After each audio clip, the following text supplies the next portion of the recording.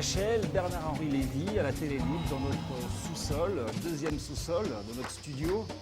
Et on n'a que des mecs aujourd'hui. On a Arnaud Vivian. Bonjour. Salut Arnaud. T'es d'où toi maintenant? Écoute, là, je suis des acédiques. Hein. Ouais, voilà. Un peu comme moi. Ouais.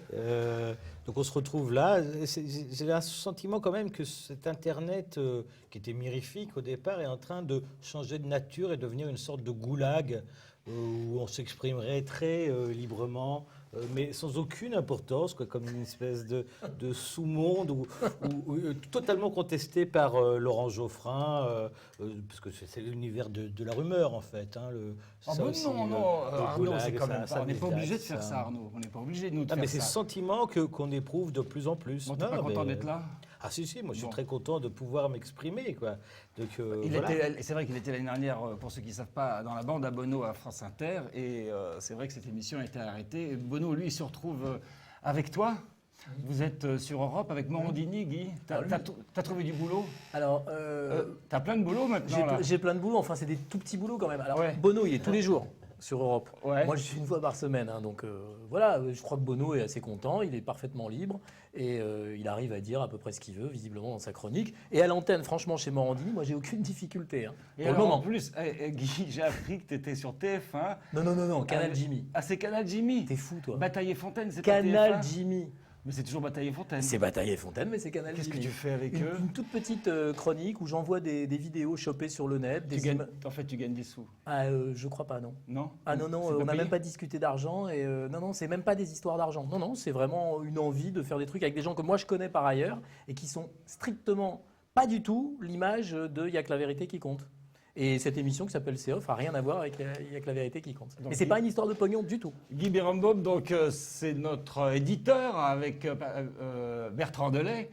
T'as été aussi, t'avais fait un bouquin dans la collection avec Guy. Chez Guy, oui. Et toi, on te voit tous les jours sur Canal+. Presque maintenant. tous les jours. C'est incroyable, ça. Tu gagnes bien ta vie, toi. Ça va. Exceptionnellement, mais c'est Ça récent. va. Hein. C'est Donc très ça- récent. Donc les emmerdeurs trouvent leur place quand même sur le PAF. Bah oui, enfin, emmerdeur. Toi, je t'es sais pas très emmerdeur, remarque. T'as pas la mauvaise image. Oh, quand même, j'ai un peu un poil à gratter quand même, parce que sinon, j'aurais pas eu autant de mal à retrouver une rédaction et j'en ai pas vraiment retrouvé quand même. Ouais. Pourquoi t'as quitté? T'étais où avant? J'étais à Culture très Ouais. longtemps. Très longtemps, avant que Madame Adler décide de se séparer de moi. Et toi, t'es un journaliste de droite, ça te plaît comme définition? Oui, ça va, ouais. Ouais. Je suis un journaliste de droite contestataire. On peut D'accord. dire ça comme ça. Vivian, toi Arnaud, t'es un journaliste de gauche? Ouais, pas la même gauche que BHL. Hein. Non. Non. On va en parler Pour justement. moi, c'est pas le grand cadavre à la renverse du tout. hein. Et juste, Guy... Moi, je sais, ça dépend des jours et de l'heure. D'accord. Bon, Voilà. les gars, on se lève. Je vais rejoindre Bernard-Henri Lévy, qui nous attend, lui, que vous allez retrouver tout à l'heure. Allez-y. Allez Arnaud, non, tu prendras tes affaires après. Vous passez sur la gauche. Non, par ici. Par ici, non mais c'est vrai qu'ils ne sont pas habitués. Ah bah non. Voilà. Donc voilà, et donc je vais donc rejoindre notre client, illustre client, BHL, qui a accepté de venir à la télé libre. Petit média ridicule que vous ne connaissiez même pas. Que je ne connaissais pas, mais que je suis ravi de connaître. Bon. Et bon, vous avez fait toutes les télés. Nous, ça fait un moment qu'on voulait vous avoir. Et puis, bon, vous avez... votre entourage, c'est super compliqué pour vous avoir, hein, vous savez. C'est pour ça que je vous ai appelé personnellement. Ben oui, oui ou non? mais oui, absolument. Mais on dirait qu'il y a trop de gens qui travaillent pour vous parce que ça fait des barrages, quoi. Ça s'appelle une maison d'édition Ouais. qui marche assez bien et voilà, et qui en effet, c'est pas des barrages, non. Donc on va en parler de ce bouquin tout à l'heure. Pour l'instant, moi j'ai envie de vous avoir dans les yeux. C'est la première fois qu'on se voit, on ne se connaît pas. Absolument. Vous avez 59 ans dans quelques jours. Bravo. Le 5 novembre, c'est ça? Bravo, ouais, exact. Ouais. C'est quoi comme signe? Ah si, je le savais. Je le savais. Scorpion, je crois. Ouais, c'est ça. Ah, oui, comme Je mes crois, parents, je ça. crois. C'est dangereux, ça. Vous êtes né, donc ça c'est la fiche Wikipédia, hein, vous savez, donc c'est accessible à tous, donc c'est bien parce qu'ils sont très méchants avec vous, ça va tout de suite. Beaucoup de gens sont très méchants avec vous. Vous êtes né à Benissafre, en Algérie. Vous êtes surnommé BHL. Vous êtes écrivain, cinéaste et éditorialiste engagé sur la scène publique internationale. Beaucoup le considèrent comme un intellectuel de gauche de par ses prises de position. Donc déjà, vous êtes de gauche. Oui, oui, oui. Vous êtes un intellectuel. Oui. Moi, je vous ai connu, c'était en 77, je Ouais. pense. Ouais. J'étais déjà de gauche et j'étais déjà un intellectuel. Déjà à l'intellectuel, bon, les cheveux un peu moins gris, toujours la chemise blanche, peut-être plus cassée, là c'est plus apprêté. Et vous étiez avec Pivot, vous étiez avec Glucksmann, Ouais. et c'était une émission importante. C'était quoi le bouquin? Vous vendiez quel bouquin en 77? Je vendais pas de livres, mais je venais parler de la barbarie à visage humain. Ouais, c'est ça. Qui est un bouquin qui est important dans votre carrière, Absolument. qui vous a fait connaître. Et alors le thème de ce débat ce jour-là, c'était les nouveaux philosophes sont-ils de droite ou de gauche? Ouais, ouais, ouais. Et donc il y avait déjà un problème. Là, je ne m'en souvenais pas du tout. Ouais, mais vous ouais. avez raison, c'est ça. J'ai cherché, ouais. Ouais. Il y avait Glucksmann, en effet. Il y avait Maurice Clavel, Ouais. qui était un personnage dont vos jeunes téléspectateurs n'ont peut-être pas tellement le souvenir ou peut-être même pas idée. Qui était un Télélibre personnage spectateur, on appelle ça chez nous. qui est- non, mais les plus jeunes d'entre eux doivent peut-être pas tellement savoir. Personnage assez magnifique, Ouais. résistant, pas vraiment de gauche, lui, pour le coup d'ailleurs. Enfin, c'était un révolutionnaire, mais qui venait de la droite, et puis qui avait accompagné le mouvement de mai 68, qui était partisan de ce qu'il appelait le soulèvement de la vie, et qui était un peu l'un des inventeurs de ce mouvement des nouveaux philosophes, et qui était un personnage à la fois excessif, truculent, un peu monumental, excessif, mort très jeune, trop jeune, en 79. Ouais, vous êtes un philosophe. Moi, je suis pas philosophe, donc je suis désolé, je connais pas bien. Non, non, mais il n'y a Hein, pas de... il y a pas de- il y a mais pas de vous, mal. vous vulgarisez la philosophie. Certains vous le reprochent, disent que vous faites de la philosophie de comptoir. Oui. On est ici au bar, Oui, oui. on va passer Là, au sous-sol. Là, c'est ce qu'on fait, la philosophie de comptoir, Ouais. pour l'instant, en tous les sens du terme. Et Mais- juste Mais vous- à vous d'élever le niveau, mon cher ami. Eh ben, on y va avec les. Voilà. J'avais une autre question, mais attendez. Allez-y, Mais allez-y. Non, mais ouais, mais je l'ai oublié. Mais, je Mais vais comment Mais si. Ouais, ah oui, si, Ah, si, si. allez-y. Vous êtes riche. Mais ça, on pose toujours cette question. Vous avez combien de sous? mais ça vous regarde pas. Vous avez vendu. Non, Mais 199, vous ça, avez ça- vendu. ça ne vous regarde pas. Je peux dire ce que votre papa faisait? Ah oui, ça bien sûr. Il avait une exploitation, vous me corrigez si c'est faux, une exploitation forestière où il faisait du commerce du bois avec l'Afrique, c'est ça? Non, c'est faux ça. C'est faux. Ouais. C'est ce qui est dans Wikipédia. Bah, mais c'est C'était faux, quoi la parce boîte que alors? C'était quoi l'entreprise? C'était une entreprise qui s'appelait Bécob et qui Ouais. faisait du commerce de bois en France. Mais D'accord. pas avec l'Afrique. Mais vous êtes riche aujourd'hui. Pas avec l'Afrique, premièrement. Et deuxièmement, je sois Pourquoi riche ou pas. Comme je... Attendez, mais ça, c'est un principe. Je ne suis pas un homme politique. Je ne suis pas candidat à une fonction élective. Donc, ça fait partie de la vie privée. Donc, je n'ai pas à répondre à ça. Pourtant, dans Wikipédia, il donne un certain nombre de millions. Vous auriez 150 millions d'euros. C'est le problème de Wikipédia. C'est des conneries. Qu'est-ce que je vous dis Mais enfin, en gros, vous voulez pas le faire savoir. Je ne veux pas commenter ça. Mais vous n'êtes pas pauvre. Je ne veux pas commenter ça. Nous, on cherche de l'argent, on est pauvres. Monsieur Bernard-Henri Lévy, merci d'être venu. Ça, c'est autre chose. Allez-y dans le sous-sol de la télé libre. Toujours dans la société Atlantis qui nous accueille. Hop là, il y a un sac, là, effectivement, il y a des caisses. Fais gaffe. Donc voilà, cette émission s'appelle Sous les pavés. Vous savez ce qu'il y a aujourd'hui? Qu'est-ce qu'il y a aujourd'hui? BHL, Ah oui, oui, oui. oui, sous oui. les pavés. Sous les pavés, BHL, absolument. Autrefois, c'était la plage.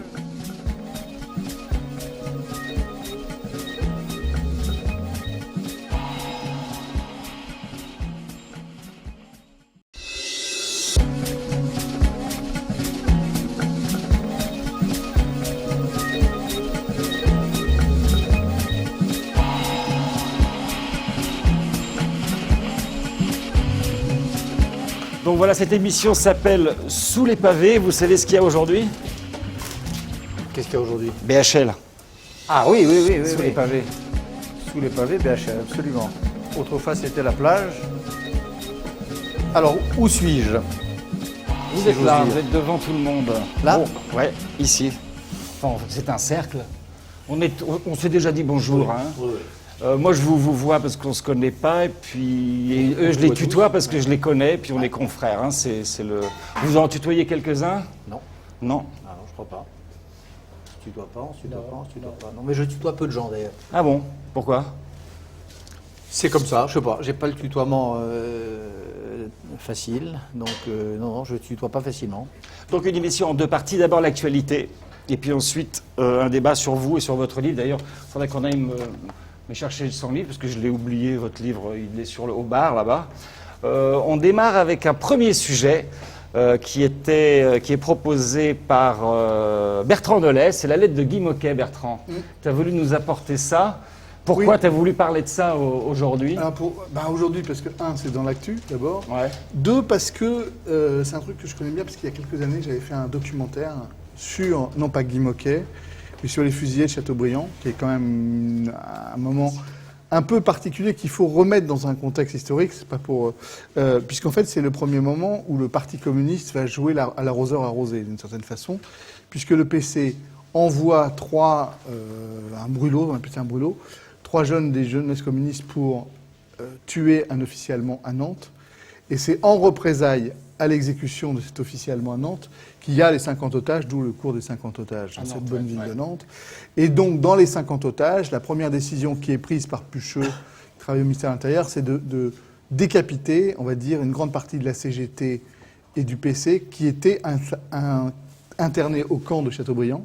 Et ce sont les 27 de Châteaubriand. Et alors moi, est-ce que tu me confirmes qu'en fait, les Allemands disaient on veut 50 otages, et en fait, c'est les Français qui choisissaient. Les ont choisis, bien sûr. Et ils choisissaient ça parmi des gens qui étaient déjà en tôle, en fait. Alors Courtois m'avait dit un truc dans le film qui est très intéressant. C'est qu'il semblerait que Duclos, qui était le responsable du PC clandestin à ce moment-là, quand il a découvert la tragédie, puisqu'en fait, c'était les gens avec lesquels il avait fait le Front populaire peu de temps auparavant, a fait un coma diabétique. C'est-à-dire que parce qu'il ne s'attendait pas du tout à ça. Et alors, moi, ce que j'avais, plus que la lettre, j'avais toujours trouvé ça, parce que j'ai toujours aimé d'un point de vue esthétique, l'idée du sacrifice dans l'histoire, l'irruption de quelque chose d'irrationnel dans l'histoire. Et au fond, qui peut presque s'apparenter à une forme de parcours messianique, voire christique. Donc ça, comme je pouvais aimer ça chez Che Guevara a eu des mots absolument incroyables là-dessus. Et c'est purement esthétique. Et il y avait une phrase, plus que dans la lettre, que Guy Môquet avait mis au-dessus de son lit en partant dans la baraque. Et c'est dans le musée de la Résistance à Montreuil. C'est vous autres qui restez, soyez dignes de nous, les 27 qui allons mourir. Et je trouve qu'au moment de partir, avoir encore cette force-là d'écrire ça, quelque part, ça nous oblige. Voilà. Et c'est pour ça que je trouve qu'à la fois l'instrumentalisation de la chose aujourd'hui de Guy Môquet me semble relever d'une espèce de... en même temps, oui, il fallait le célébrer parce que c'est un anniversaire, mais quelque part anecdotique tel que c'est fait. Et la polémique qui s'ensuit en face est tout aussi ridicule. Parce que je pense que si les enseignants voulaient se démarquer de la chose, ils pouvaient s'en emparer et en parler autrement, en parler avec d'autres mots. Parce que je ne suis pas sûr que dans les enseignants qui se sont opposés à lire la lettre de Guy Môquet, si ça avait été un président de gauche qui l'avait suggéré, ils auraient eu le même refus. Et quelque part, c'est ça qui me gêne. On va regarder, justement, c'était il y a au moment où Sarkozy était président. Je n'ai jamais pu au moment Valérien, lire voilà ce qu'il dit. ou écouter la lettre de Guy Môquet sans en être profondément bouleversé. Et je voudrais dire aux Français que ma première décision de président de la République sera de demander au futur ministre de l'Éducation nationale que cette lettre soit lue en début d'année à tous les lycéens de France. Parce qu'un jeune homme de 17 ans qui donne sa vie à la France, c'est un exemple non pas du passé mais pour l'avenir. Et je veux que chacun comprenne que pour moi, cette lecture c'est un grand symbole. Voilà, ça c'était Mesdames le et messieurs, 16 mai 2007. Ça, c'est pas choquant. Au départ. Il est très ému, d'ailleurs, C'est quand pas très il rassurant, parle. quand même l'idée que ça soit l'avenir, que des enfants de 17 ans donnent leur vie pour le pays, c'est pas une idée extrêmement rassurante. Et lire quelqu'un qui vous dit peut-être qu'un jour, les gars, quand vous aurez 17 ans, il faudra y aller. Moi, je trouve ça toujours assez bizarre. On n'interroge jamais fondamentalement pourquoi Nicolas Sarkozy, qui n'est pas effectivement, mais est-ce que la résistance est de gauche ou de droite? Non, évidemment, ce débat est tranché depuis longtemps. Mais pourquoi il a beaucoup focalisé sa campagne sur ce thème-là, celui de la résistance. Mais la résistance à quoi fait-il allusion, finalement, lui, dans son esprit, dans sa politique? À quoi s'imagine-t-il que les Français auront peut-être, puisqu'il parle de l'avenir, auront peut-être à résister? C'est ça qui est très étonnant. Est-ce que pour les jeunes, c'est pas un exemple de courage même si effectivement ils ont un peu oublié de dire que c'était un communiste. C'est pas un Ouais, exemple moi, de courage? Là, je vais défendre pour une fois Sarkozy, c'est rarissime. Enfin, je vais défendre entre guillemets. Je l'attaque pas. Hein, Non, mais je moi, me demande la chose qui me semble, vraiment. et c'est pour ça qu'on peut être en même temps implacable dans la critique qu'on peut faire de lui. La chose qui me semblait moins salutaire chez Sarkozy par rapport à beaucoup d'autres gens depuis un certain temps dans la classe politique, c'est qu'il croit que le volontarisme, la politique peut changer le cours des choses. Après, on va être d'accord ou pas d'accord avec les choix qu'il va faire, ça c'est un autre débat. Mais ce postulat-là me semblait relativement salvateur par rapport à l'époque où on est, par rapport au moment où on est, et on peut peut-être imaginer que cette idée, ce qui lui a plu dans la lettre de Guy Môquet, c'est la notion d'engagement. Parce que finalement, on y voit comme un écho avec cette idée que la politique peut changer le cours des choses. L'élément qui me pose un peu problème, là-dessus, c'est ce que disait... Je vais laisser parler les autres parce qu'après... C'est ce que disait Régis Debray l'autre jour, c'est que si Guy Môquet fait oublier le Fouquet, c'est très bien, mais c'est Guy Môquet après le Fouquet, c'est quand même un peu difficile. J'avoue, personnellement, ça me perturbe un peu quand même. D'ailleurs, il a eu un problème. Il n'a pas pu... il n'est pas allé au lycée Carnot. Il avait un agenda trop touffu, semble-t-il, nous ont dit l'Élysée. Et Madame Dati a eu des problèmes à Villejuif dans un collège où elle allait justement assister à cette lecture. Enfin, en même temps, est-ce que c'est pas un conflit, je ne sais pas si vous avez quelque chose à dire là-dessus, c'est un petit conflit interne aux enseignants. Qu'est-ce que vous en pensez, Bernard-Henri Lévy? Moi, ce que je pense, c'est qu'il y a des moments où il faut être... exceptionnellement, il faut essayer de voir les choses simplement. Sonder les reins et le cœur de Sarkozy, savoir pourquoi il a fait ça, quelles étaient ses intentions, à quoi il pense quand il pense à l'avenir, etc. On peut le faire, mais je ne pense pas que ça soit l'essentiel. Ce qui est bien, et là-dessus je crois que la polémique qui s'est développée est assez misérable, ce qui est bien, c'est que le nom de Guy Môquet, de ce jeune homme admirable, soit enfin célébré. Voilà. La gauche aurait dû y penser avant, depuis 50 ans. La gauche aurait pu y penser, Guy Môquet ou un autre, ou un autre fusillé, ou un héros de la résistance, ou un héros d'avant le 18 juin.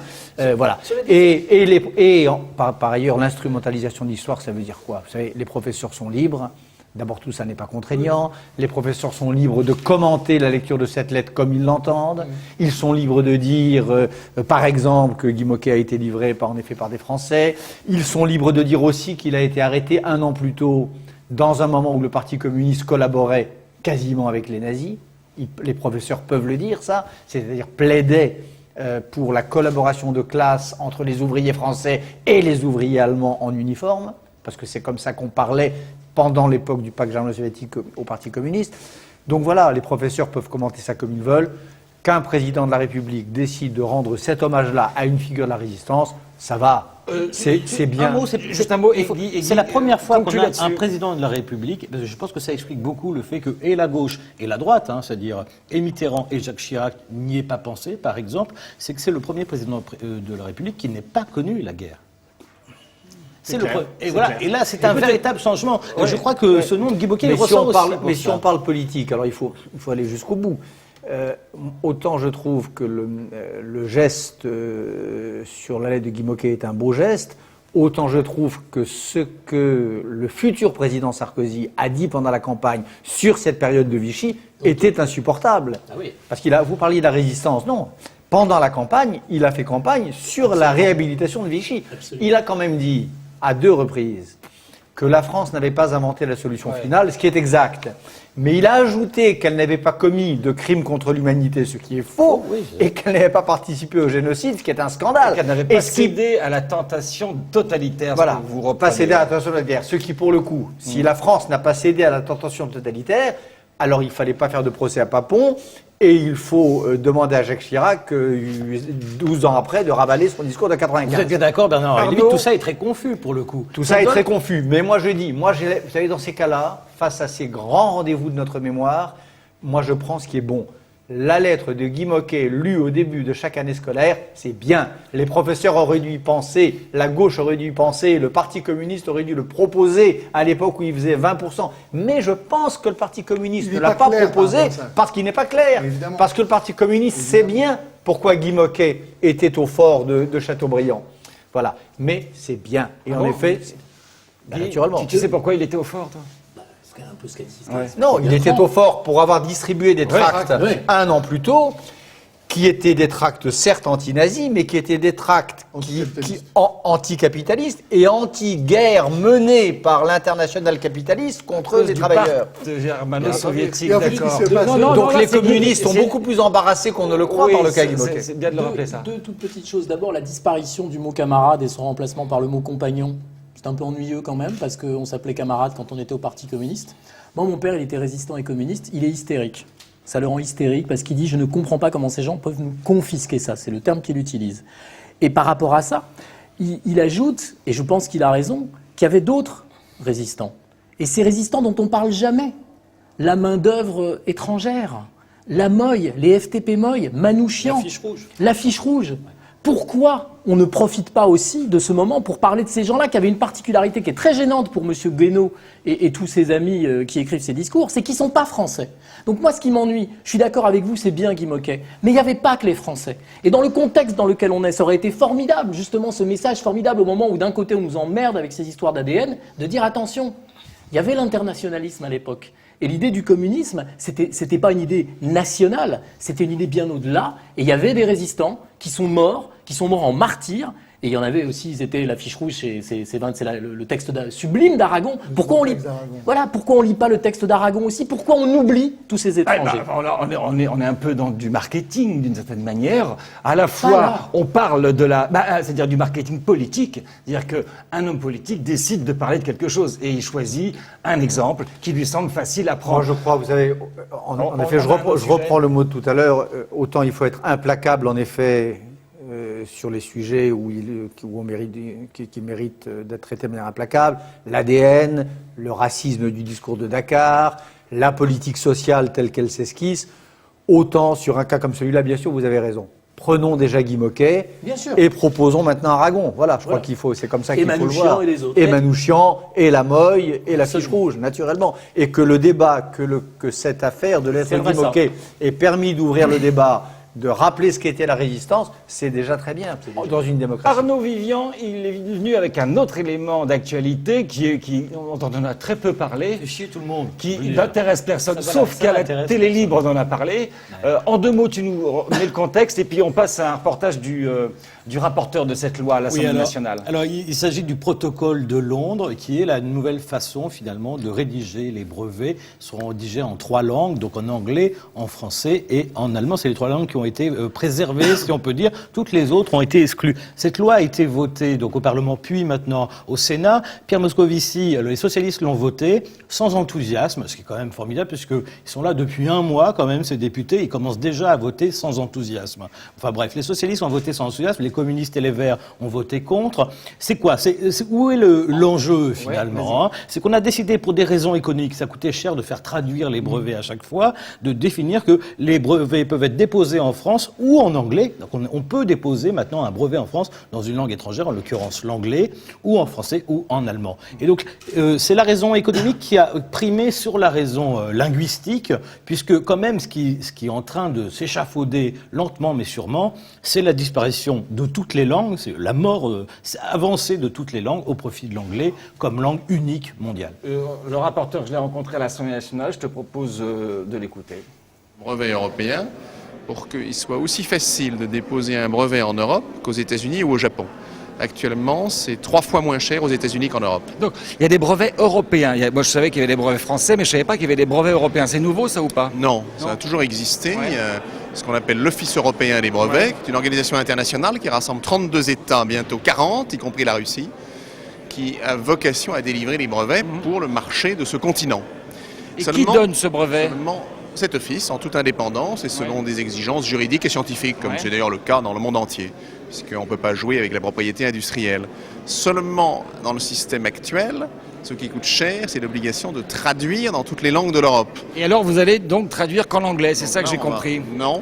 Si, vous avez mal c'est ça compris. la polémique, elle est là-dessus. On vous on a l'impression que vous avez abandonné le français. Oui. En tout cas, certains vous accusent de ça. Ce qui est totalement faux. Et c'est puisque faux, ouais. Le français reste une des 3 langues officielles de l'Office européen des brevets, donc de l'organisation qui délivre les brevets pour toute l'Europe.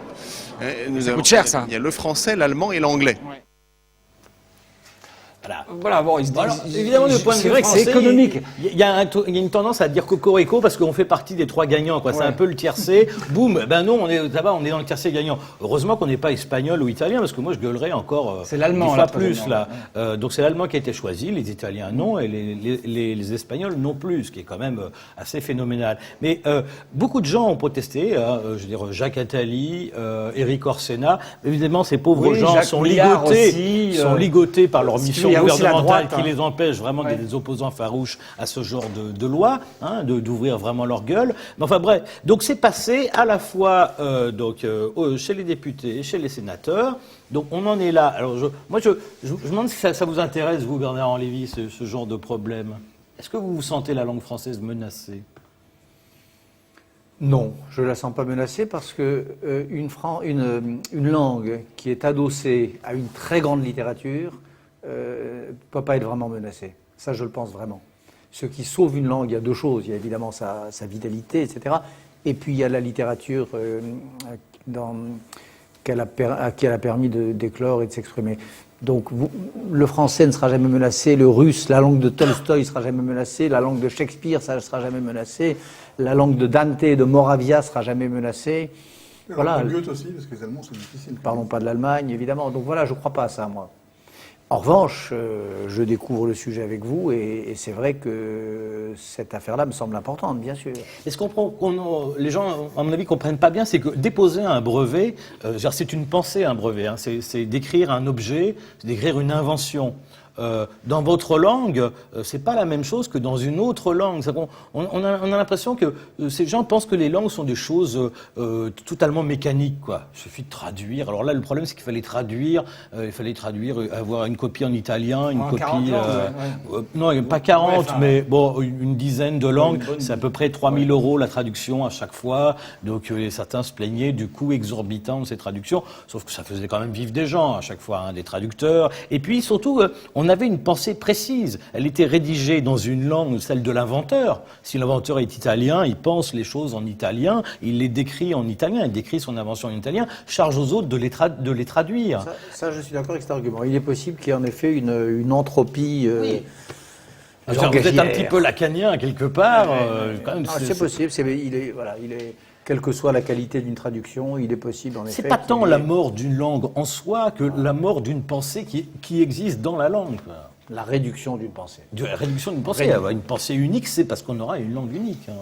Bon, c'est raté en fait, Arnaud. Ils ont voté et c'est passé quoi, c'est ça? Oui, et ce qui est dramatique, c'est que... Et tout le monde a voté quoi en fait. Oui, et tout le monde a voté. Pas Enfin, tout les le monde. socialistes Les ont majoritaires voté, ont encore voté, une fois, sans enthousiasme, c'est-à-dire non plus sans débattre, vraiment, sans se battre non plus, sans essayer de réfléchir. On a l'impression que là, la Chambre, encore une fois, n'a été qu'une chambre d'enregistrement, pas une chambre de débat, ce qui laisse quand même mal augurer de cette nouvelle législature, parce qu'on a quand même des gens qui sont là, qui sont frais, des jeunes députés qui arrivent, qui pourraient avoir des choses à dire. Non, rien du tout, quoi. Et c'est ça, moi, qui me rend encore plus chagrin, vous voyez. C'est cette absence totale de débat. On n'en débat pas, on en parle à peine à la télé, et puis hop, on passe à autre chose.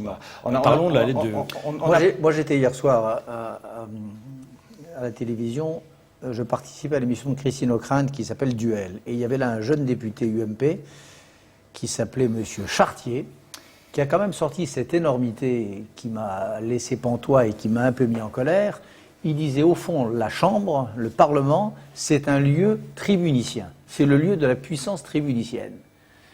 Alors ça c'est énorme, parce qu'évidemment, la Constitution ne dit pas que le Parlement est un lieu de puissance tribunicienne, parce que quand on en est à la puissance tribunicienne, c'est que la République va mal, vous le savez comme moi, et parce qu'en effet, c'est effacer toute la fonction de débat, de contrôle, de proposition, de législation, qui est la vraie vocation de l'Assemblée.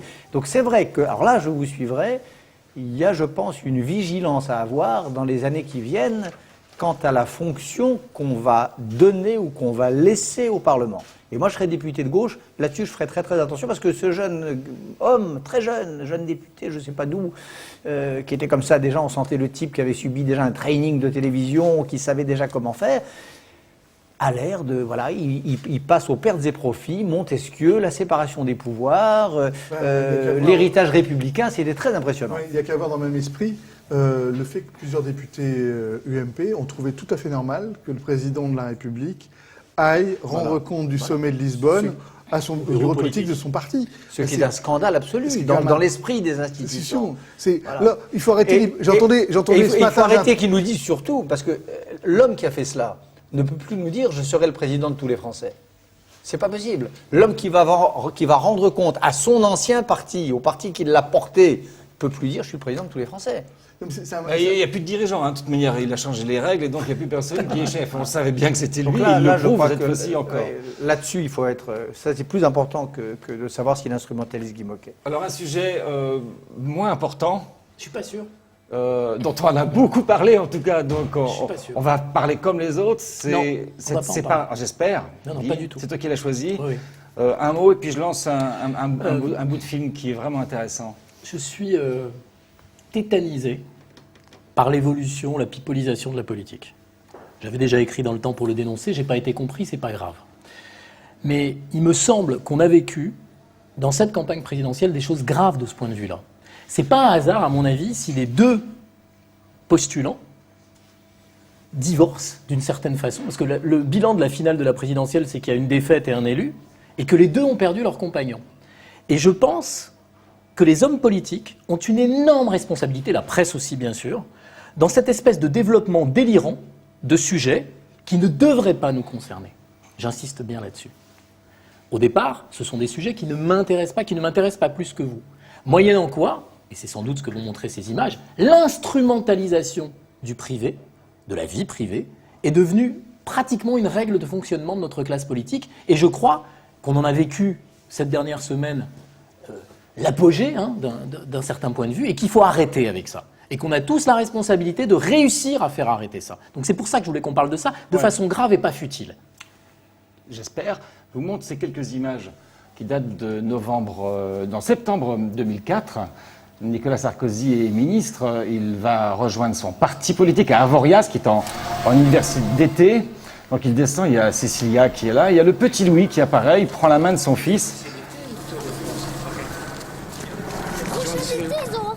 Il présente, il sait qu'il y a une caméra poule qui est là. Il y a son fils qui revient et il va le repousser. Cette image m'a toujours glacé. Bonjour. Quand ils seront arrivés, j'aurai déjà 8 ans. Merci à vous. Papa. Oui, à tout à l'heure. Bonjour, ça va bien. On voit là la confusion entre la famille. Enfin... C'est plus possible, quoi. Moi franchement, je vous jure, je peux pas les supporter, ces images. Comme j'ai pas pu supporter Bonne Chance, mon papa, quand ce pauvre gosse... Quelques mois plus tard. Quelques mois plus tard. Bourget, oui. Voilà, j'ai envie de vous questionner. Qu'est-ce qu'on peut faire pour arrêter ça?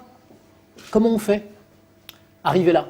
Il faut cesser de s'y intéresser, vraiment. Parce que qu'est-ce qui est... C'est eux qui nous y intéressent, Bernard-Henri Lévy. Oui, c'est un mélange des deux. Il y a en effet une mise en scène, et puis il y a en face une indiscrétion généralisée. Il y a un voyeurisme généralisé, il y a un intérêt pour ça. La presse dite trash ou la presse dite people ne marcherait pas comme elle marche si nous y intéressions pas. Que Paris Hilton, dont le métier est simplement d'être célèbre, si j'ose dire, finalement fasse ça, pourquoi pas? Mais est-ce que c'est ce qu'on attend des politiques que de se prêter à ça? Et il y a d'ailleurs des politiques qui ne s'y prêtent pas. Oui, non, mais c'est pour ça que voilà. Oui, mais lui, il s'y prête. Enfin, je veux dire, il s'y est prêté. Nous, on n'a pas envie de traiter ce genre de problème. Et on y est contraint à la télé libre. On a une rubrique qui s'appelle Pi Politique à cause de ça. Parce qu'on ne peut pas non plus être instrumentalisé quand ça les arrange. Et quand ils veulent plus, ils nous disent, ah ben non, ça c'est la vie privée. On a été contraint par ces gens-là. Et c'est quand même... Alors c'est peut-être Bernadette Chirac qui a commencé en parlant de la vie avec son mari dans son bouquin. Ça existe depuis Giscard. Et c'est vrai que... Même le cas du divorce est très différent, puisque la presse n'en a pas parlé. C'est venu de la presse de l'étranger. Et c'est venu... Moi, je crois que la règle... la presse n'en parle pas. La réponse qui devrait être la vôtre et la nôtre, c'est l'équation suivante, c'est-à-dire transparence absolue sur les pratiques de gouvernementalité, comme disait mon maître Michel Foucault, et opacité totale sur la vie privée. C'est ça qu'il faut qu'on dise, c'est le message qu'il faut qu'on adresse à nos hommes politiques. Bien sûr, Bernard-Henri Lévy. C'est le message que vous, les journalistes, vous devriez leur adresser. On veut tout savoir de vos pratiques de gouvernement, on veut tout savoir des caisses noires du patronat, est-ce qu'elles servaient à acheter les syndicats ou à acheter des députés, on ne veut rien savoir de votre vie privée, de votre vie de famille.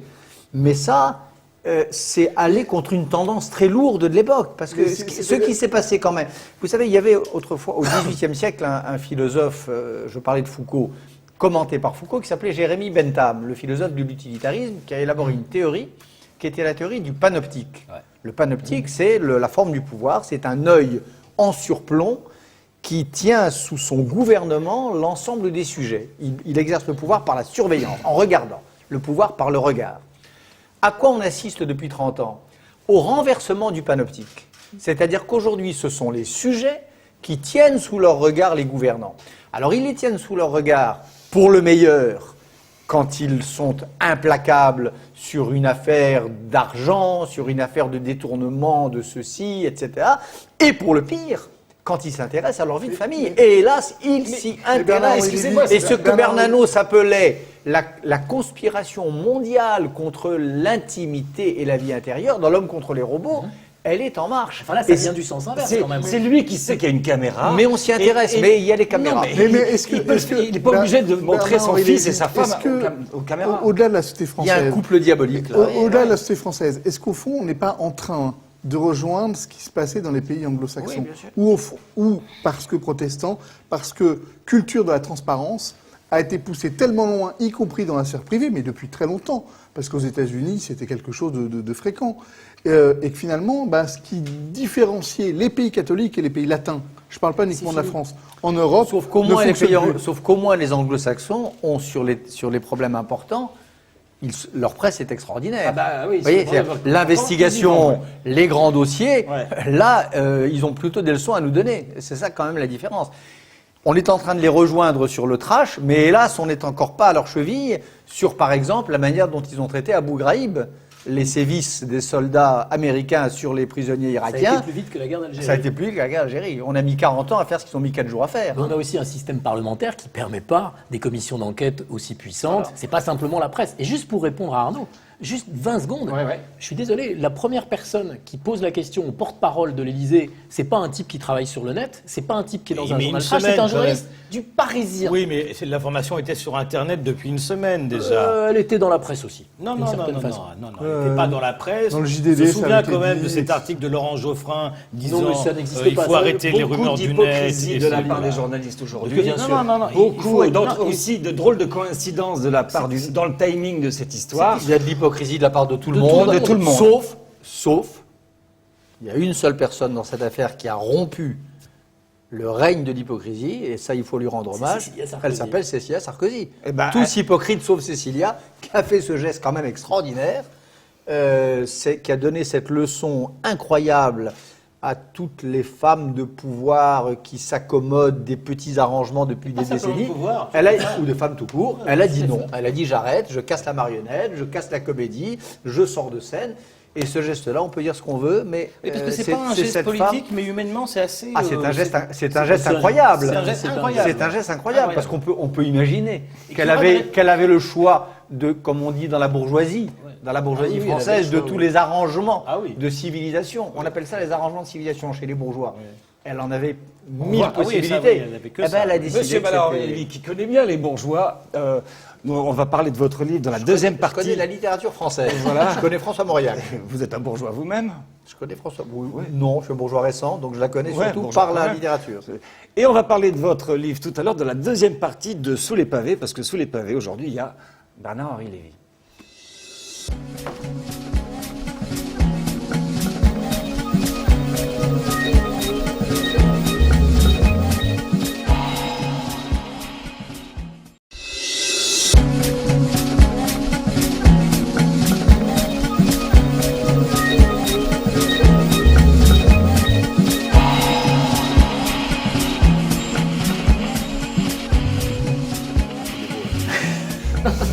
Bon, c'est la deuxième partie. On va parler politique, mais on va parler de... Enfin, politique, moi, j'ai été étonné dans votre bouquin, mais ça traverse votre œuvre, j'ai l'impression. Je la connais pas très bien. Mais j'ai l'impression que vous vous battez toujours avec les gens de gauche. Oui. Et qu'ils vous détestent. Beaucoup de gens de gauche. Beaucoup, pas tous. Hein?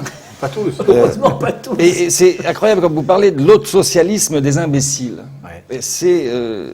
Donc, vous, ce qui vous ennuie, c'est c'est qu'on vous considère comme un Américain français, quoi, en gros. Et que ce qui vous ennuie, c'est qu'en France, c'est l'anti-américanisme. Et c'est incroyable, parce que comme vous parlez des cercles altermondialistes, alors vous les mettez dans les églises néo-progressistes, les pacifistes, les agro-terroristes, les apatistes, les islamo-gauchistes, les souverainistes, les communistes critiques, les chevènementistes, les gens d'attaque, les ex-rouges devenus verts, comme chez les verts tendances amis la nature qui tournent aux verts tendances djihad révolutionnaire, chez les nostalgiques du grand soir, non moins que chez ceux des réformistes qui veulent juste mettre un tigre radical dans le moteur. Enfin bon, en gros, c'est la faute à l'Amérique. Mais on dirait que vous êtes...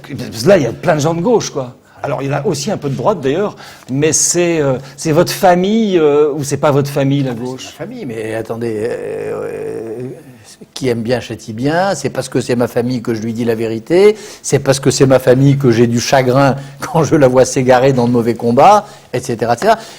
Le monde diplomatique, par exemple. Ah oui, ça, il vous déteste, il paraît. Non, mais il déteste. C'est ce que vous dites souvent. Oui, Ouais. non, je ne sais pas si c'est pas qu'ils sont détestés, pas détestés. J'évoque à plusieurs reprises le monde diplomatique. J'évoque par exemple leur partenariat avec Thierry Messant et Dieudonné dans un épisode que j'évoque. Pourquoi ça me fait du mal? Parce que pour moi le monde diplomatique ça a été quelque chose de très important. C'est là où j'ai publié l'un de mes tout premiers textes. Quand je suis un texte sur le Portugal, sur la révolution des œillets en octobre 75. Je l'ai publié dans ce journal. Donc c'est en effet, je considère que je suis un peu chez moi dans cette famille-là de la gauche. Ouais. Donc quand je la vois s'égarer dans des pistes, alors vous dites la droite, la gauche, justement, quand je la vois s'égarer dans la droite, c'est ça ma thèse. Vous vous adressez à ces gens-là ou pas? Bien sûr. Vous voulez qu'ils vous rejoignent? Je veux pas qu'ils On me dirait rejoignent. pas quoi? Ah, je veux qu'ils peut-être qu'ils m'entendent un peu, je veux qu'ils réfléchissent, je veux qu'ils se Parce que posent c'est un quelques gros questions. bouquin, c'est pour essayer Par de exemple, reconstruire la gauche, si j'ai bien compris, non? Par exemple, le chapitre que vous citiez, mais Ouais. que vous avez peut-être lu un peu rapidement, je voudrais juste rappeler aux gens de gauche que l'anti-américanisme dont ils se gargarisent, historiquement, généalogiquement, c'est un thème d'extrême droite. Voilà. Ça m'intéresse qu'ils sachent ça. Ça m'intéresse qu'ils sachent que jusqu'à une date très récente, la gauche, même extrême, n'était pas anti-américaine, mais considérait au contraire que l'Amérique, c'était la patrie du progrès. Marx, Engels, Boukharine, le meilleur des bolcheviks, celui qui, en 1938 à Paris, vient dire, au fond, il ne nous reste que les lois du décalogue, etc., était pro-américain. Voilà. Je leur rappelle ça. Je voudrais qu'ils prennent conscience de ça, que cette espèce de ralliement des 50 dernières années à l'un des grands thèmes de la propagande d'extrême droite des années 30 a quelque chose de navrant. Voilà. Est-ce que alors, vas-y. Sur les 10 dernières années, est-ce que vous confondez pas ce que vous appelez anti-américanisme, est-ce que c'est pas tout simplement l'anti-bushisme? Parce que je ne pense pas que vous soyez fortement partisan d'un George Bush, par exemple. Là où vous voyez, mais dans un chapitre qui est effectivement assez court et qui n'est pas l'ensemble du bouquin, là où vous assimilez quasiment automatiquement, ce qui moi m'a un peu choqué vraiment, anti-américanisme, antisémitisme, comme ça vous a déjà été reproché. Ok, anti-bushisme peut-être, mais antisémitisme, moi franchement, je ne vois pas. Non. Mais mon cher ami, écoutez Hugo Chavez, écoutez C'est pas Ahmadinejad. la gauche française, ça. Mais il ne s'agit pas que de la gauche française. Il s'agit de. C'est pas un livre seulement sur la gauche française. Oui, mais il y a quand même un petit amalgame. Quand je parle de. Pas du tout. Quand je dis que l'anti-américanisme est une métaphore de l'antisémitisme, je parle de ceux qui évoquent ou qui invoquent ce qu'ils appellent l'axe américano-sioniste. C'est ce qu'ils nous disent. Ils disent Amérique au lieu de dire les Juifs. Comme Bernanos, pour le coup, Oui, mais- comme Drieux-La Rochelle, comme les anti-américains des années 30. Mais moi, c'est un livre que j'ai trouvé intéressant parce que d'abord, il a une vraie sincérité, donc j'ai trouvé plutôt touchant. Et en même temps, je trouvais que vous étiez comme un orphelin d'un parcours d'une génération en lisant ce livre. Oui, bien sûr. C'est-à-dire que quand on lit bien, au fond, il y a toujours eu deux gauches en France. Il y a une gauche, on va dire, d'essence libertaire et qui finalement donne une gauche plus moderne, enfin, ou donnerait, et qui a été incarnée dans votre génération par quelqu'un comme Rocard, par exemple. Et puis il y avait une gauche plus orthodoxe, plus idéologique, plus jacobine, et finalement c'est Mitterrand a été celui qui a fait, qui a brouillé les lignes entre ces deux gauches en faisant une espèce de synthèse. Et puis finalement cette génération, elle arrive à une défaite avec Lionel Jospin et on se retrouve avec les maux de la gauche française, c'est-à-dire une aspiration constante des intellectuels dans la gauche à aller vers une gauche libérale, genre, enfin, y compris des hommes politiques de gauche intellectuels, Blum, Jaurès, etc. Et au fond, des ressorts sociaux puissants dans la gauche française qui sont, depuis Babeuf et la conspiration des égaux, pour une gauche beaucoup plus orthodoxe. Et moi, je me suis demandé, en lisant ce livre, finalement, c'est un livre d'un orphelin, et vous éludez la question sociale. Or, c'est peut-être là qu'est la clé de la... Mais je suis pas... Enfin, c'est votre... Le lecteur a toujours raison, hein, c'est comme le consommateur. Mais je n'élude pas la question sociale. Il y a un chapitre entier. Oui, ça vous intéresse moins, vous le dites vous-même à un moment donné. Pas du tout. Non, attendez, pas du tout. Il y a un chapitre entier, et à mon avis très important, qui est le chapitre sur la révolte des banlieues, sur l'insurrection des banlieues de novembre 2005. Si ça, c'est pas la question sociale, qu'est-ce que c'est? C'est pas le travail, en tout cas. Hein. C'est pas. Comment c'est pas le travail? C'est le manque de travail. Mais la question sociale, c'est quoi? C'est ces territoires perdus de la République, comme dirait l'autre, où il y a 40% de jeunes qui n'ont pas de travail.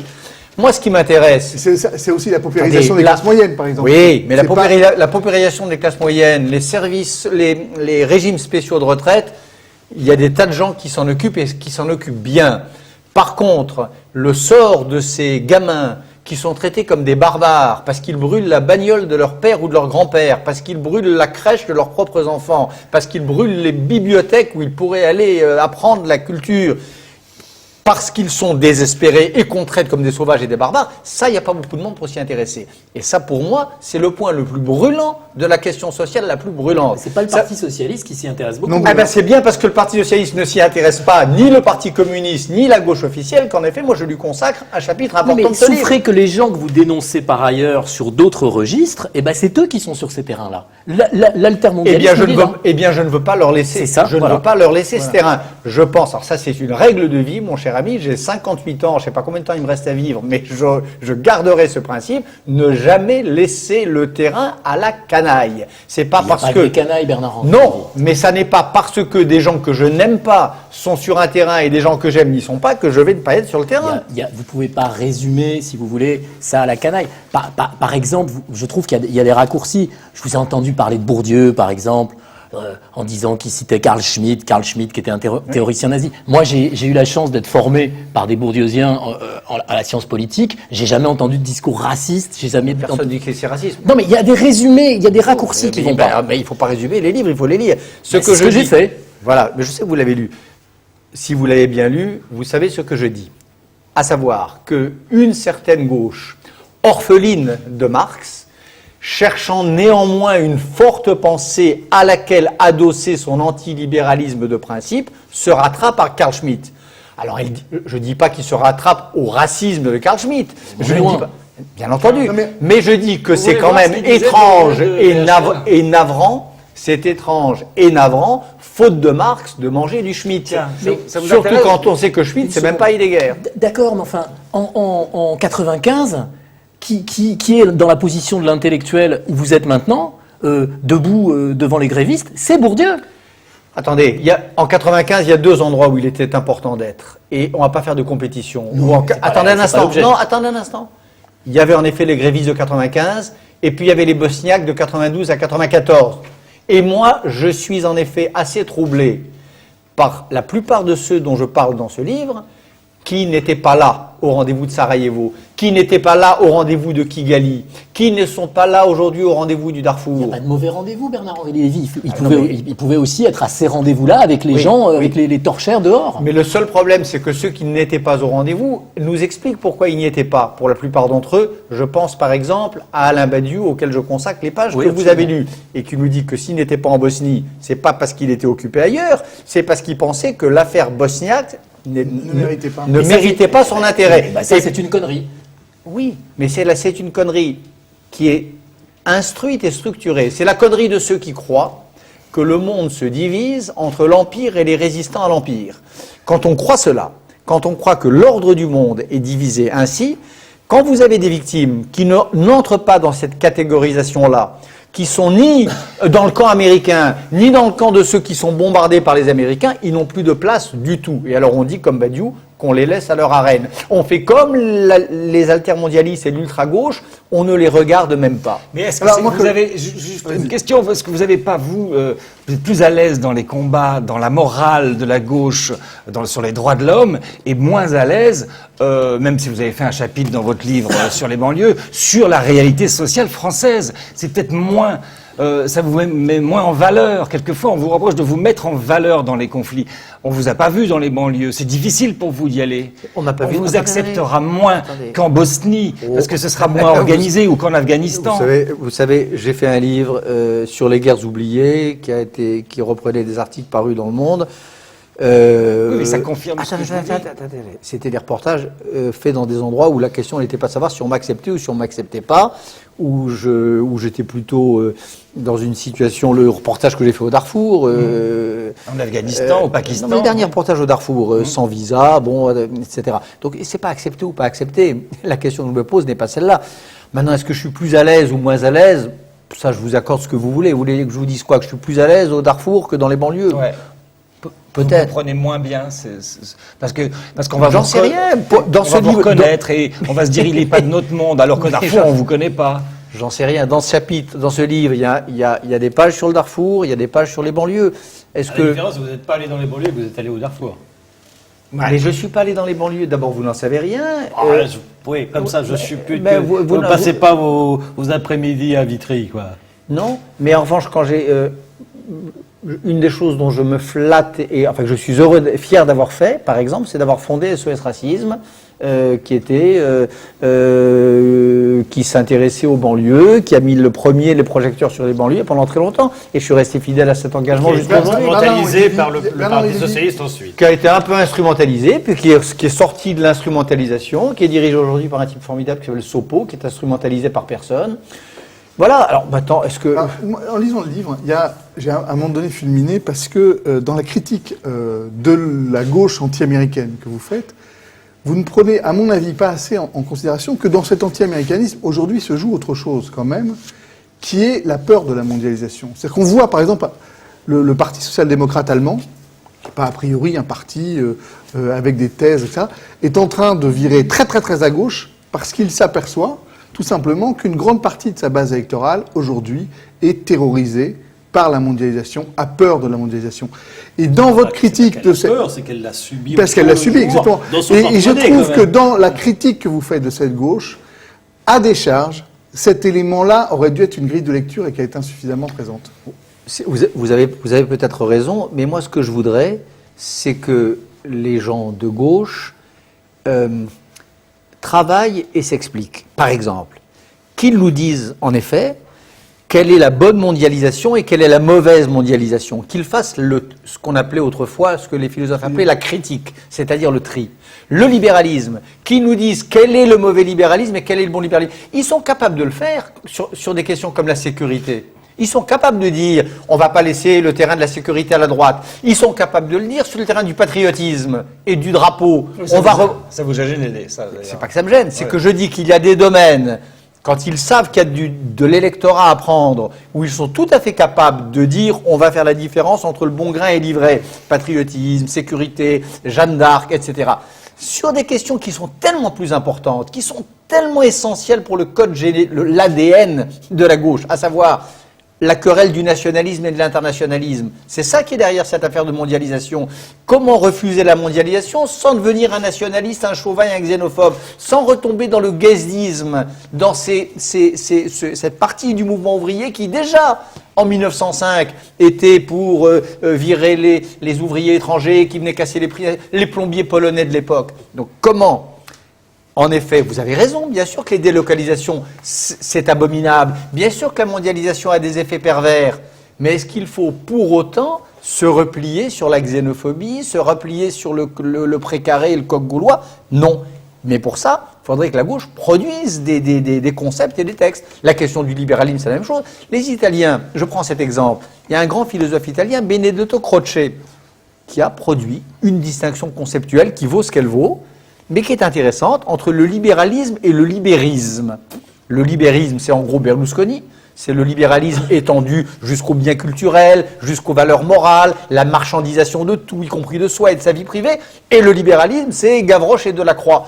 Bon, Croce, il a fait ce travail-là.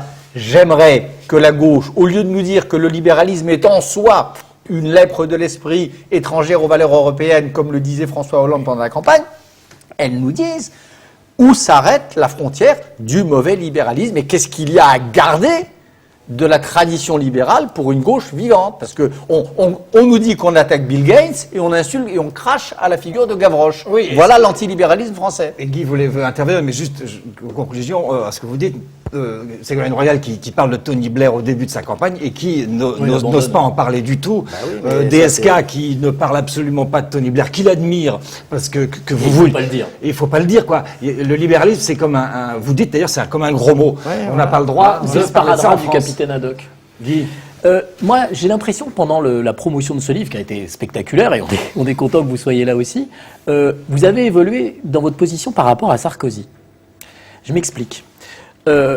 Au départ, sur Ségolène Royal, vous dites, finalement, Ségolène, moi j'ai lu tous vos papiers à l'époque où vous étiez assez critique, hein, vous avez même utilisé le terme maréchalisme à un moment, c'est très très dur, et puis vous déjeunez avec elle, ça se passe bien, vous vous rapprochez. Et vous dites, Ségolène, c'est pas de sa faute, elle est mal entourée, et puis c'est Chevènement qui lui fait faire des conneries. Et sur Sarkozy, vous arrivez à nous raconter une histoire formidable, c'est qu'il est monté dans l'avion pour aller à Dakar et qu'il n'avait pas lu le discours de Guéno, ce terrible discours sur l'homme africain. Comme si vous ne faisiez pas porter la responsabilité aux deux postulants à la présidentielle, mais à des conseillers. Et là, je me suis dit quand même, Bernard-Henri Lévy, vous exagérez, parce qu'un président de la République qui monte dans un avion pour faire un discours, il sait forcément ce qu'il va dire. Surtout celui-là. Et même critique sur Ségolène. Et puis, je vous ai regardé plusieurs fois. Et puis même ce soir-là, vous commencez à cogner vachement plus fort sur Sarkozy. Qu'est-ce qui s'est passé? Rien, il ne s'est rien passé du tout. Il s'est passé que je suis d'accord avec vous. Je pense en effet que... Enfin, attendez. Les hommes politiques ne sont pas des acteurs, ne sont pas des hommes de théâtre, même si aujourd'hui on a des plumes qui s'auto-décrètent Oui. plumes du président. Donc je pense que Sarkozy est responsable du discours de Dakar. Qu'il est Vous ne disiez pas responsable... comme ça au début.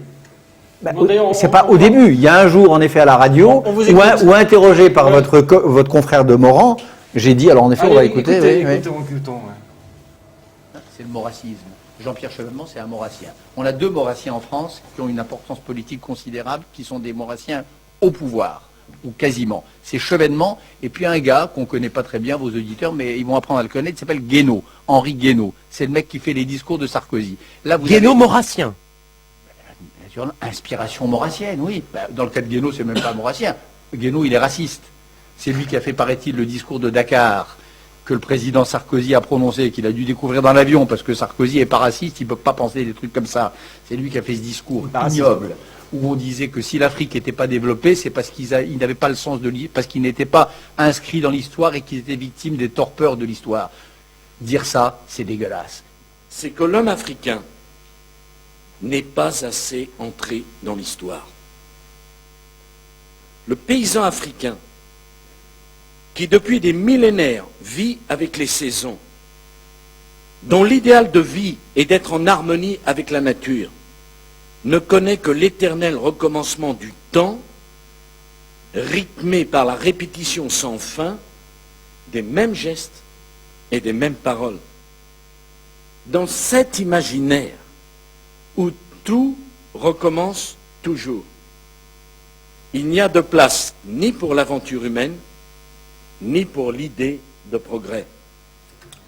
Vous voyez, vous avez évolué quand même. Non, je n'ai pas évolué. C'est-à-dire qu'en effet, je pense, oui, le Sarkozy que j'ai connu, que je connais, je ne l'imagine pas raciste. Mais j'ai découvert tant de choses pendant la campagne. Pendant la campagne électorale. Ben oui, mais je crois ça aussi, moi je croyais savoir. Mais j'ai découvert tant de choses dont je pensais qu'elles lui étaient étrangères pendant la campagne. Oui, j'ai dû avoir du mal, j'ai dû mettre 24 heures à percuter le fait que...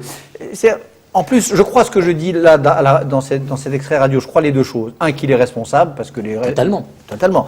Deux, je crois que la politique, ça se fabrique comme ça aussi. Il y a un discours, une espèce de discours fleuve, écrit par cette espèce de personnage, dont on ne va plus prononcer le nom. Il faut plus en parler. Très bien. On a des infos. Attendez. il parcourt sans doute le discours. Le paragraphe en question, ce qu'on vient d'entendre, c'est un paragraphe. Il est tout à fait possible qu'il soit passé au travers. Enfin, vous le disiez tout à l'heure, à Caen et à Nice, il dit des choses horribles dans les discours. Mais D'ailleurs, il va peut-être porter quand même, plainte la contre chose- vous, monsieur Guénaud, vous savez. Écoutez, je réfléchis, dit-il à Jean-Jacques Bourdin à la radio, c'était il y a quelques heures. Vous savez, moi, je dis tout ça, c'est pas très important. Mais il vous a quand même traité de petit con, c'est ça? Prétentieux. Petit con prétentieux. Et c'est pas bon. Oui, ce qui a été le cadeau de ma semaine, parce que ça m'a rajeuni d'une trentaine d'années, ça. Mais ce qui a été moins cadeau, c'est qu'il m'a aussi traité de mauvais français. C'était le pire, c'est ça qui est grave. C'est ça qui est embêtant, oui, mauvais français. Enfin, Avec la bave aux lèvres. bave aux lèvres, suintant la haine et n'aimant pas la France. C'est ça qui est important. Petit con prétentieux, ça c'est une merveille. C'est un compliment formidable à mon grand âge. Eh bien, ce discours, il est d'une certaine manière pris dans ses bouts, parce que c'est quand même un discours assez important. Il y a d'autres choses intéressantes dans ce discours pas que ça. de Nicolas Sarkozy, mais c'est vrai que ce discours a beaucoup choqué en Afrique, tout simplement. Les Africains se sentent injuriés par un discours d'un président. Eh ben, moi, je me sens solidaire Ouais. dans cette affaire. Je me Pas sens, tous, hein. C'est je me sens complètement solidaire des Africains injuriés. Ouais. Voilà. Je me sens Non, pas solidaire tous, des parce Africains. On n'est pas d'accord là-dessus. Non, c'est pas qu'on n'est pas d'accord, c'est que je pense que c'est un discours qui reprend, et c'est pour ça que la lecture critique, qu'on peut en faire, il faut la prendre aussi en considération, le fantasme de l'universalisme de la France, qui a fabriqué le colonialisme. On prend des pages de Paul Béroc, qui est un économiste belge qui a pas mal travaillé sur le problème du développement. On n'est pas très éloigné de ça, et on n'a jamais considéré que Paul Béroc avait des propos racistes. Et au fond, il expliquait que le progrès était impossible pour qui avait la culture de l'agriculture de subsistance. Un président de la République a des responsabilités que n'a pas Paul Béroc, que n'a pas Georges Ballandier, que n'a pas Michel Léris ou que n'a pas Claude Lévi-Strauss. On est dans un autre casting là, avec un président de la République française qui va à Dakar, avec tout le passé colonial, avec tout ça. Et en plus, attendez, autant chez Paul Béroc, on pourrait en parler, je pense que ça a une autre allure quand même que la niaiserie qu'on vient d'entendre. Parce que non seulement c'est raciste, mais c'est niais. C'est niais. Le paysan africain rythmé au fil des saisons, c'est niais. C'est une mauvaise pub Banania. Voilà. C'est tout. Mais je trouve que j'ai fait assez de publicité à ce monsieur comme ça, et je voudrais... Alors, le seul truc, c'est que je pense qu'il n'est pas maurassien. On peut être raciste, mais pas maurassien. Ça veut dire quoi, maurassien, permet- pour ceux qui nous écoutent et qui ne savent pas ce que ça veut dire? C'est l'extrême droite des années 20 et 30, ultranationaliste, antisémite, mais faisant la distinction entre des distinctions que j'ai même pas envie d'évoquer, tellement elles sont oiseuses et Vous en misérables. parlez souvent, ça, dans vos bouquins, et vous Oui, en parlez parce dans que c'est celui-là. important en France, On oublie, en fait, que, enfin, vous dites que c'est Moi, du fascisme, moi, en fait, je la suis quelqu'un France. qui aime la France, contrairement à ce que... Et que Pétain, ce que Sarkozy ne veut plus en parler, d'ailleurs, il veut plus qu'on fasse Moi, je cette suis quelqu'un repentance qui aime la France. Mais il y a deux choses Ouais. que je n'aime pas en France et contre lesquelles, en effet, je me bats dans mes livres. C'est le jacobinisme et le maurassisme. Voilà les deux choses dont je pense qu'elles affaiblissent ce qu'il y a de plus beau et de plus grand en France. Le jacobinisme et le maurassisme. Le robespierrisme et le maurassisme. Moi, Voilà les deux plaies.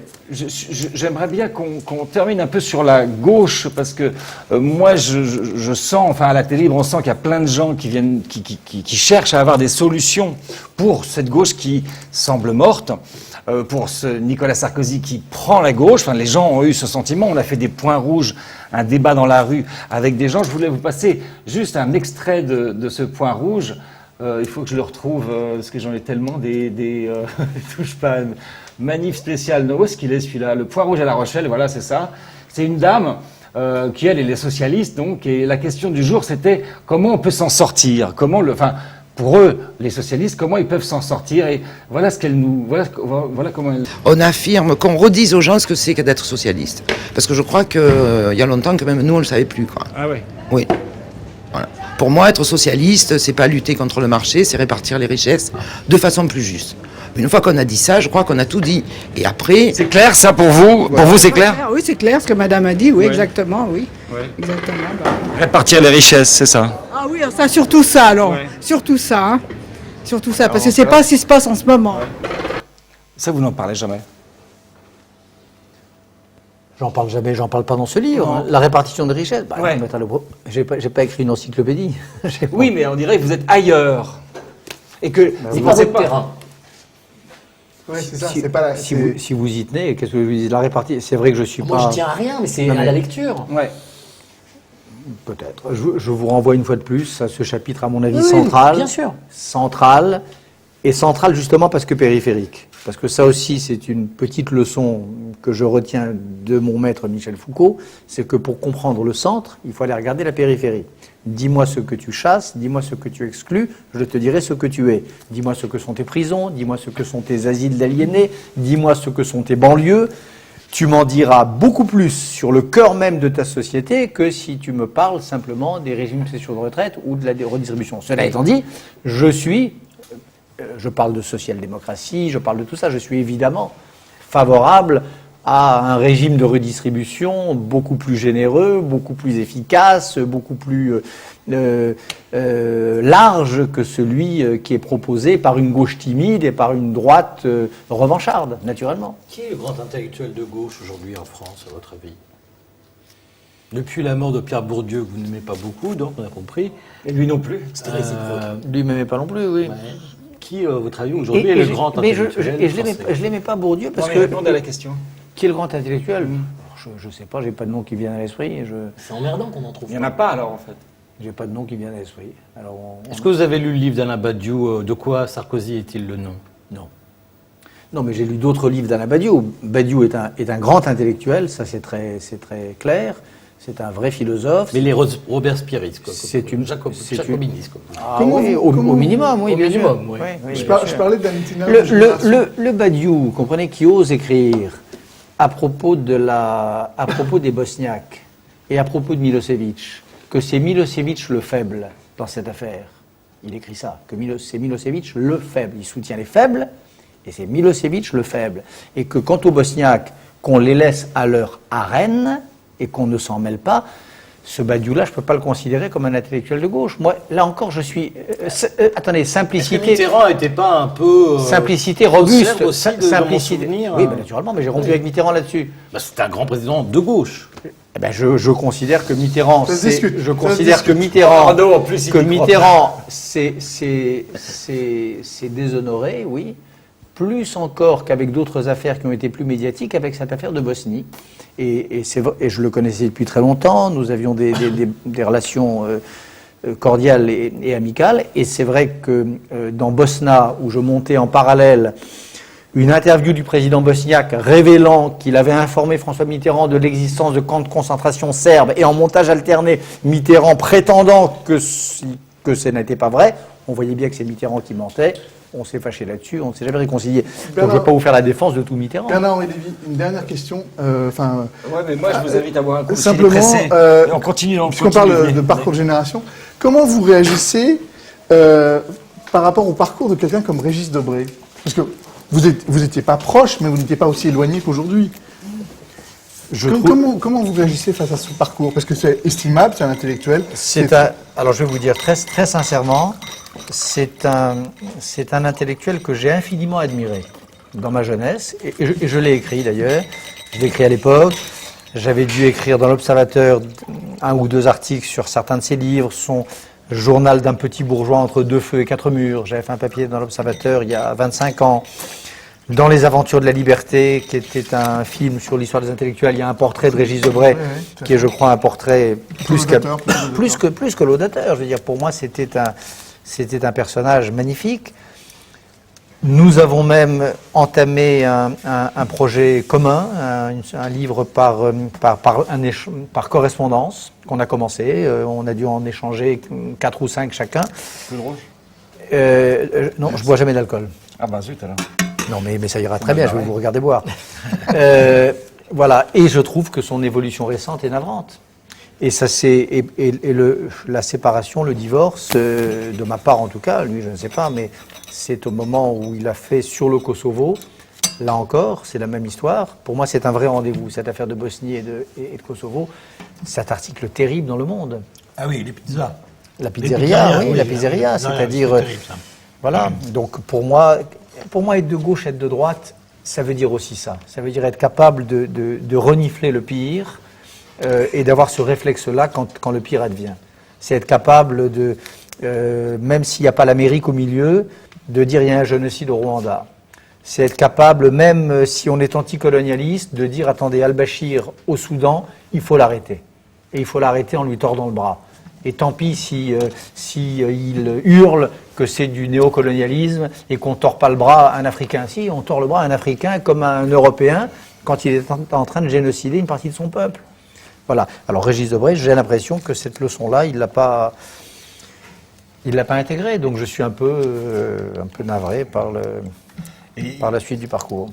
Dans le bouquin, vous parlez un peu de Ségolène Royal, que vous avez soutenu, que vous continuez à soutenir. Oui, bien sûr. Oui. Vous dites un jour, je raconterai. Oui. En gros, ce que vous nous racontez à plusieurs reprises, qu'en gros, on lui a glissé des faux discours. Des discours qui n'étaient pas ceux qu'elle voulait prononcer. C'est-à-dire qu'on a voulu lui faire dire autre chose, notamment sur le Darfour, et lors de son grand meeting à Villepinte, je pense. C'est une femme qui a... Vous ne pensez pas qu'elle a beaucoup hésité? Et dire que c'est la faute des autres, c'est un petit peu facile, non? Oui, c'est toujours facile de dire que c'est la faute des autres, vous avez totalement raison. Pourtant, c'est ce que vous dites. Non, je dis qu'elle a eu sa part des responsabilités, mais je dis et je pense en effet que la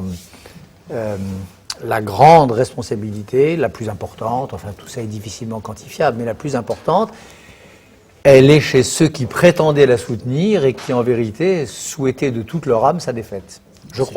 Tous les éléphants. Je crois cela, oui. Tout le parti. Oui, tous les leaders du parti. Mais vous avez un élément, parce que tout le monde dit ça, mais il n'y a pas d'élément. Ben moi, j'ai quelques éléments.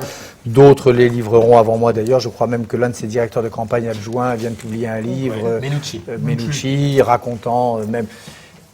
En tout cas, c'est mon sentiment. Voilà. Moi, je suis pas... Attendez, moi, je suis pas journaliste. Je suis pas... Ah, ça, je veux bien. Julie vous apporte un petit... Julie est tout et vous à avez fait... un coca qui vous a voilà, été ça, apporté. je préfère. Oui, d'accord, ok. C'est clair qu'elle n'avait pas l'appareil pour elle. C'est clair qu'elle n'avait pas la culture du parti, qu'elle a voulu d'ailleurs rester à l'extérieur pendant des années, depuis toujours. Mais comment on peut vous comprendre qu'à part des pots de banane, que Sarkozy a eu plein de pots de banane de son camp également. C'était pas le tapis rouge. Il a conquis son chemin. En quoi, quels ont été les bâtons dans les roues? Un bâton qu'on a mis dans les roues à Ségolène Royal. Il y en a un que je cite dans le livre sur lequel je m'étends, c'est le bâton chevènement. C'est quand même un petit bâton. Elle t'a allé le chercher quand même. Hein. Je crois pas que c'est un petit bâton, je crois que c'est un bâton... Non, mais t'es allé le chercher quand même. C'est possible. C'est son premier grand ralliement d'ailleurs. Parce qu'elle a dit à plusieurs reprises, quand j'étais à l'éducation, aux côtés d'Allègre, et qu'il était à l'intérieur, nous avions des points de convergence, et c'est ça, on ne lui en demandait pas tant, si j'ose dire. Moi, je ne crois pas qu'il y ait des saints, ni des hommes, ni des femmes providentielles et parfaits. Chacun a des défauts. Et d'ailleurs, Ségolène Royal elle-même m'objecte. On sait même... Oui, il paraît qu'elle n'est pas contente. Oui, bien sûr qu'elle n'est pas contente. Elle pense que je surestime le rôle de chevènement et que je le traite trop mal. Très bien, moi je suis un écrivain, je ne suis pas directeur de campagne, je ne suis pas encarté au Parti Socialiste. Vous n'aimez pas chevènement? Pas beaucoup. C'est pas une question d'homme, oui. Non, vous admirez qui? Vous n'avez pas pu nous citer un grand philosophe français. Vous admirez qui dans la politique aujourd'hui en France? Un grand homme politique ou une grande femme politique en France? Mais un grand, ça ne m'intéresse pas. Un grand? Non, on n'a pas besoin de ça. Un homme politique, non, bien sûr qu'on n'a pas besoin. Moi, je suis pour, justement, qu'on arrête avec les grands politiques. Vous savez, il y a un livre très célèbre qui s'appelle Les deux corps du roi, de Ernst Kantorowicz, voilà, qui disait que les hommes d'État, le monarque, c'était un corps mortel et c'était un corps sublime. C'était les deux. Bon, moi je dis, arrêtons avec le corps sublime. Et venons-en au corps mortel. Mais c'est qui alors? Un Badinter, par exemple, quelqu'un qui... Oui, j'ai beaucoup de respect pour Badinter. En fait, c'est pas un responsable politique et je crois pas qu'on le verra. Non, mais c'est une conscience. Mais il y a à gauche des gens très bien. Je veux dire, Ségolène Royal, par exemple. Voilà, parce que Dominique Strauss-Kahn, par exemple, Bertrand Delanoë. Il reste plus qu'une minute et quelques deux bandes. Voilà, c'était Sous les pavés avec Bernard-Henri Lévy. Je tiens à remercier tous les bénévoles qui sont ici, à peu près une vingtaine de personnes qui travaillent pour faire Sous les pavés. Voilà, on va terminer jusqu'à ce que la bande s'arrête. Ils sont nombreux, il y en a beaucoup, il y en a parmi les jeunes. Quelqu'un comme Moscovici, quelqu'un comme Manuel Valls, il y a plein de gens formidables au Parti Socialiste. Messieurs, à bientôt. Merci. Merci. C'est fini. Au revoir, monsieur Lévy. Salut. À bientôt. À bientôt. Je vous raccompagne. C'est ça, parce que moi Oui, parce que c'est un parking. Je sais pas où aller là. C'est dangereux quelquefois les parkings, hein, attention. Hein. Dangereux pour lui.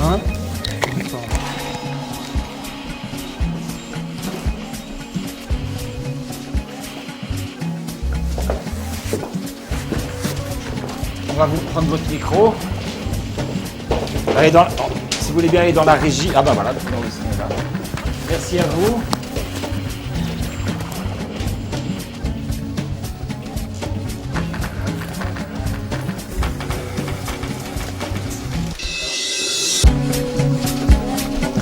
Je tends la main. Allez, quoi. Au revoir. Vous montez, je vous accompagne. Allez.